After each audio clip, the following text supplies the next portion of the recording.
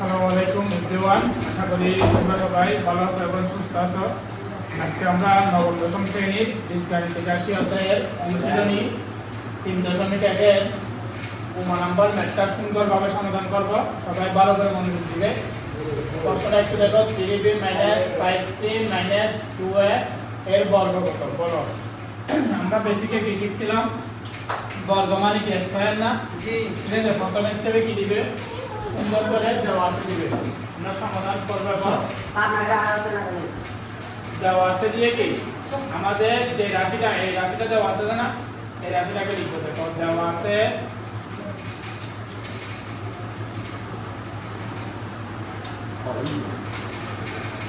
3b first bracket দিয়ে আটকাই দিবে। ঠিক আছে, এই রাশিটাকে কি ব্র্যাকেট দিয়ে আটকাই দিবে? ফার্স্ট ব্র্যাকেট দিয়ে 5c - 2a। তাহলে কি স্কয়ার না, সেজন্য স্কয়ার দিবে। আমরা দুইটা পদের ফর্মুলা শিখছি না, একটু মনে রাখতে হবে। লিখিও না, লিখিও না, লিখলে কিন্তু বুঝবে না। দেখো এই ফর্মুলা এটা শিখছি না আমরা, দেখো আমি ফার্স্ট ব্র্যাকেট দিয়ে চার ব্র্যাকেট দিয়ে লিখে দিচ্ছি ফর্মুলা। দুইটা পদের ফর্মুলা শিখছি, a plus b whole square সমান কি a square plus 2ab plus কি b স্কয়ার। ঠিক আছে, এটা একটা শিখছি। আর একটা শিখছি কোনটা বলো? a minus b whole square সমান a square minus 2ab plus b square. ঠিক আছে, এই দুইটা সূত্র দিয়ে আমরা এই ম্যাথগুলো করতে পারবো। দেখো এই একটু মনে রাখতে হবে, এখানে কয়টা পার্ট? দুইটা না, একটা দুইটা, এখানে তিনটা পার্ট হয়ে গেছে না? এই তিনটা পার্টকে দুইটা পার্টে কনভার্ট করতে হবে। ঠিক আছে, কিভাবে কনভার্ট করে এটা মনে রাখবে সুন্দর করে দেখো। সেকেন্ড ব্র্যাকেট দিয়ে 3b - 5c কে একটা পার্ট করে ফেলবে। ঠিক আছে, মধ্যখানে একটা প্লাস দিবে, -2 কে কি একটা পার্ট করে ফেলবে। এরপরে সেকেন্ড ব্র্যাকেট দিবে, এরপরে স্কয়ারটা দিবে। এতটুকু ক্লিয়ার হয়েছে আমাদের? সুন্দর করে এভাবে মনে রাখতে পারো যে এখান থেকে এখানে আসতে কি একটু আমরা কি এটা থেকে এটা একটু সুন্দর দেখাচ্ছে না, তাইলে কি মনে করছো একটু মেকআপ করতে পারবে, তাহলে এভাবে সহজে মনে রাখতে পারবে। তাহলে দেখো এরপর যদি আমরা এটাকে যদি মনে মনে চিন্তা করি, ঠিক আছে, -2 কে মনে মনে দিয়ে চিন্তা করি, তাহলে কোন সূত্র বলো? a plus b whole square. এটা না a square plus 2ab plus b square. প্রয়োগ করে দাও a স্কয়ার। a স্কয়ার মানে কি বলো?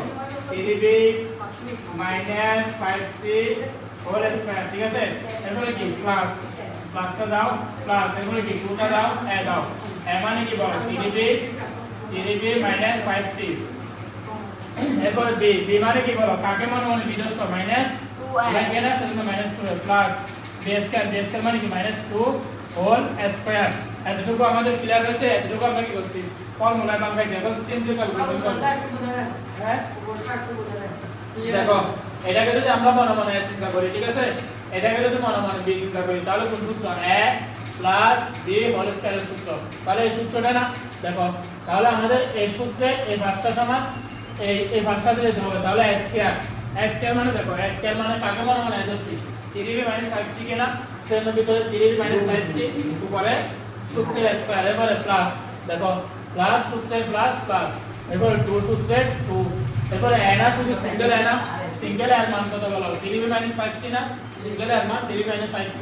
এবারে b সিঙ্গেল b এর মান কত? -2 না, সেজন্য -2a। এরপর প্লাস b স্কয়ার মানে কি বলো? -2 সিঙ্গেল b কত?